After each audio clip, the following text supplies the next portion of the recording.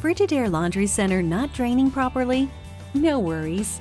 Try these easy tips to see if you can get it working as it should. First, check to see if the drain hose is kinked. You can improve the water flow by straightening it out. Be sure the drain is clear and not clogged. If you suspect your pump is clogged, you may need to contact service. The standpipe cannot be more than 96 inches high. If the drain hose has been taped or sealed, the seal should not be completely tight because the standpipe requires air for proper draining. If needed, remove some of the tape on the seal to make an air path. Make sure the drain hose isn't fitted too tightly in the standpipe. The standpipe needs to be at least 1 1/4 inches in diameter, and the hose should be inserted less than 8.5 inches.